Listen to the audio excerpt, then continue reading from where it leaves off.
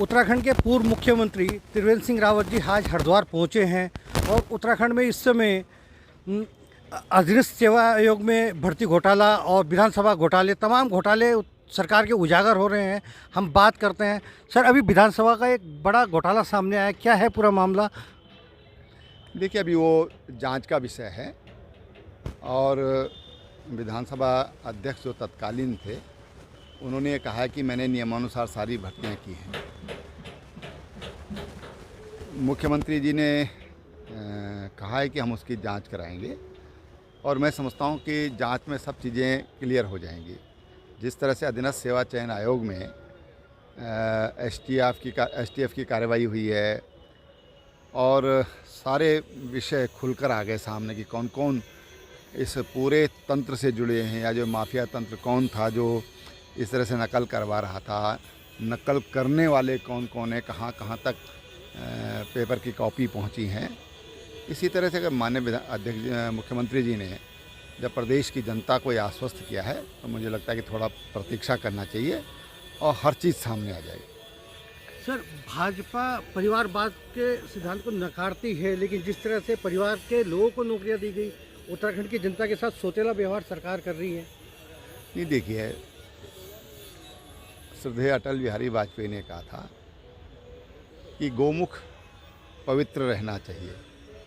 गोमुख पवित्र रहेगा तो गंगा को पवित्र किया जा सकता है। इसलिए जो भारतीय जनता पार्टी का जो गोमुख है वो एकदम पाक साफ है। माननीय नरेंद्र मोदी जी ने जिस तरह से परिवारवाद पर प्रहार किए हैं और परिवारवाद को लेकर के जिस तरह से लोगों को लगता था कि वे परिवार के ही लोग हो सकते हैं, परिवार के लोग ही सांसद बन सकते हैं, परिवार के लोग ही विधायक बन सकते हैं, मंत्री बन सकते हैं, तो प्रधानमंत्री जी ने उस पर नहीं केवल बोला है बल्कि उस पर वास्तव में कार्रवाई की है। आपने देखा होगा देश भर में। तो ये कोई भी चीज़ नीचे तक पर्कुलेट होने में समय लगता है और धीरे धीरे ये प्रदेशों में पर्कुलेट होगी।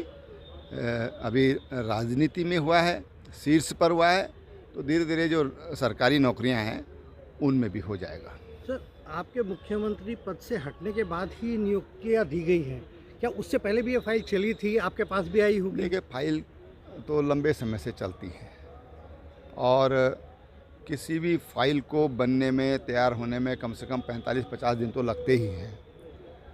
और मेरे रहते हुए फाइल आई थी और मैंने कहा था कि आप भर्ती करना चाहते हैं तो इसमें आयोग के माध्यम से पारदर्शी तरीके से होना चाहिए। मैं सैद्धांतिक रूप से इस बात का मानने वाला हूं कि कोई भी नियुक्तियां जहां सरकारी धन जा रहा है, सरकारी खजाने से पैसा जा रहा है, चाहे वो राष्ट्रपति के यहाँ हो रहा है, चाहे राजभवन में हो रहा है, मुख्यमंत्री के यहाँ हो रहा है, विधानसभा में हो रहा है या विभागों में हो रहा है, उसमें पारदर्शी नीति ही अपनाई जानी चाहिए।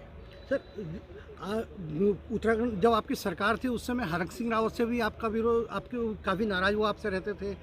प्रेमचंद जी भी की भी नाराज़गी की, कहीं यही सब फाइलें तो नहीं है, सब वजह तो नहीं रही? देखिए, नाराज़गी की ये भी वजह हो सकती हैं, लेकिन मैं मानता हूँ कि हमारी राज्य के प्रति प्रतिबद्धता होनी चाहिए।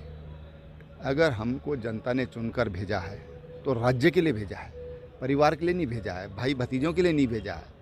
तो इसका ध्यान रखना चाहिए। जो लोग कानून बनाने वाले हैं उनसे आम आदमी ये उम्मीद करता है कि कानून का पालन भी करेगा। कानून बनाने वाला कौन है? विधायक। और वही अगर कानून तोड़ेगा तो एक समस्या खड़ी होती है। ये तो उत्तराखंड की जनता के साथ सरासर धोखा हुआ, एक तरह से विश्वासघात जिसे सबका प्रयोग अब देखिए, अब सारी जांचें चल रही हैं, जांच में सारे विषय सामने आ जाएगा। आपके त्रिवेंद्र सिंह रावत जी, उन्होंने बताया जांचें चल रही हैं और जांच में ही सब चीज़ें सामने आएगी। धन्यवाद।